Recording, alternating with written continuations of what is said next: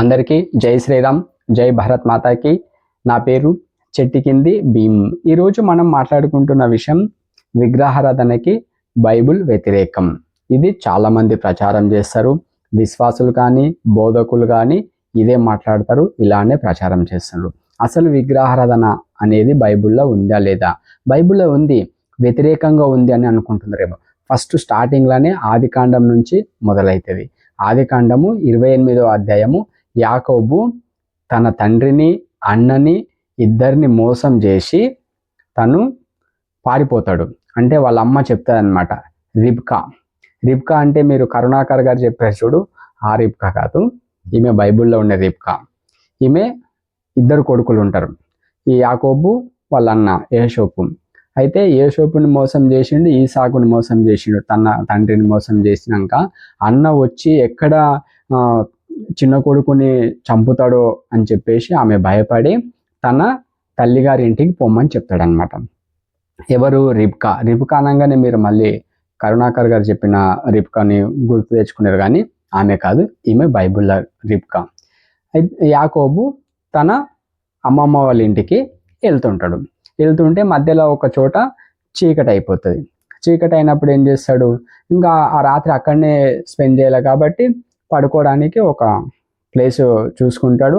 ఆ ప్లేస్ దగ్గర మంచిగా నిద్రపోవడానికి అంతా సజావర్ చేసుకుంటాడు.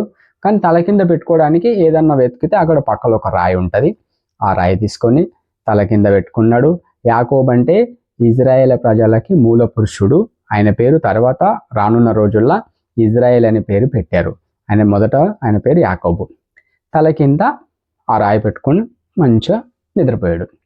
నిద్రపోయిన తర్వాత ఆయనకు ఒక కళ వస్తుంది. కళ ఏమొస్తుంది అంటే, భూమికి ఆకాశానికి ఒకటే నిచ్చెన.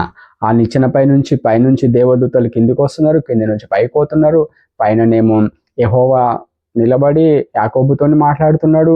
ఈ భూమి అంతా నీదే, నీ సంతానమే నిండిపోతుంది, ఇస్కరేను వాళ్ళే నీ సంతానము దగ్గరైతుంది. ఇవన్నీ ఆయనతో మాట్లాడతారు. ఎవరితోని? యాకోబుతోని మాట్లాడతాడు. ఇది ఆదికాండము 28వ అధ్యాయము 11వ వచనం నుంచి చదివితే ఈ విషయాలన్నీ కనబడతాయి.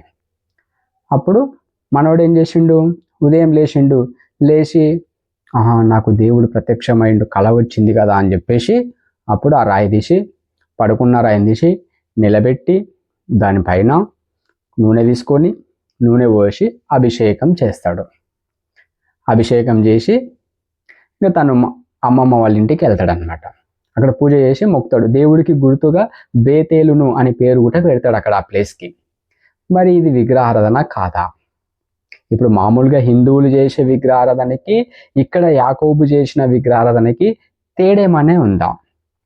హిందువులు అభిషేకాలు చేస్తారు, పాలు, నూనె, తేనె, చక్కెర, పండ్లు, ఫలాలతో అభిషేకం చేస్తారు దేవుడికి. ఇక్కడ యాకోబు కూడా అభిషేకం చేసిండు.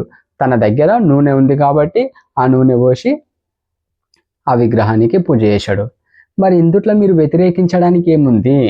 విగ్రహారాధన మహాపాపము, మా దేవుడు విగ్రహారాధన వ్యతిరేకించమన్నాడు, దూషించమన్నాడు, ఇవన్నీ కబుర్లు చెప్పడం ఎందుకు?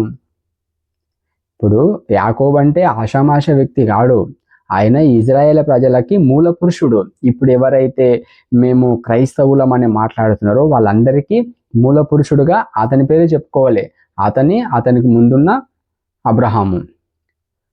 ఈ యాకోబుకు రానున్న రోజుల్లో ఇజ్రాయేల్ అనే పేరు కూడా యెహోవానే పెడతాడు. ఆ పేరు మీదనే ఆ ప్రజలకు కూడా వచ్చింది. మరి అలాంటి వ్యక్తి విగ్రహారాధన చేసినప్పుడు ఇంకా మిగతా వాళ్ళని వ్యతిరేకించడం ఏంటో ఏమో, ఇదంతా అయోమయం. నా వీడియో ఇప్పటివరకు నేను చెప్పలేదు, లైక్ చేయండి, షేర్ చేయండి, సబ్స్క్రైబ్ చేయమని చెప్పలేదు. మొట్టమొదటిసారిగా చెప్తున్నాను. నా వీడియో మీకు నచ్చినట్లయితే లైక్ చేయండి, షేర్ చేయండి, సబ్స్క్రైబ్ చేయండి. అందరికీ జై శ్రీరామ్, జై భారత్ మాతాకి.